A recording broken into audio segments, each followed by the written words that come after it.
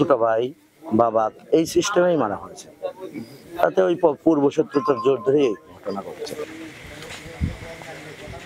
ভাইকে গুলি করে হত্যার মাত্র ৩ মাস পর অপর ভাইকেও একইভাবে গুলি করে হত্যা করে দুর্বৃত্তরা।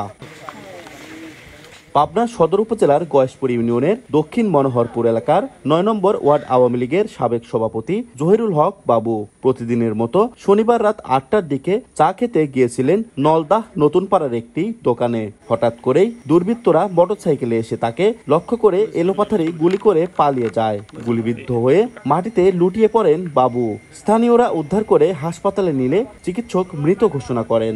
স্বজনদের দাবি, চরমপন্থী দলের সদস্যরা পরিকল্পিতভাবে হত্যাকাণ্ডটি ঘটিয়েছে। আমি আগে গেছি খানিক, আর ওই দোকান আছে একটা, ওই পাশে যায় দাঁড়াইছে, আর এখন দেখি ওই ফোটাফুটি শব্দ।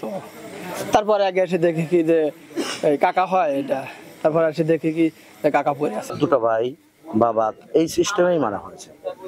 তাতে ওই পূর্ব শত্রুতার জোর ধরেই এই ঘটনা ঘটছে। প্রকাশ্যে গুলি করে হত্যা করলে ওই আসামি হত্যা গাও, আর ৩ মাসের মধ্যে আবার আমার আপন চাচাতো বাবু করতে হত্যা করলে তারাই। নগদে ৫০০ টাকা বা তার বেশি পেমেন্টে পেতে পারেন ঢাকায় জমিসহ ২০ কোটি টাকার পুরস্কার।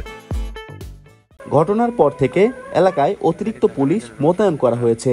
কঠোরভাবে চেষ্টা করছি যে এইটা যেন মানে উদ্ঘাটন হয় এবং যারা এর সাথে জড়িত বা যারা এর সাথে সম্পৃক্ত আছে তাদের সকলকে আমরা আইনের আওতায় নিয়ে আসতে পারি। এর আগে বেশ কয়েক বছর আগে চরমপন্থীদের হাতে নিহত হয়েছেন জহিরুল ইসলাম বাবুর বাবা ও ২ ভাই। তারা সবাই আওয়ামী লীগের রাজনীতির সঙ্গে জড়িত।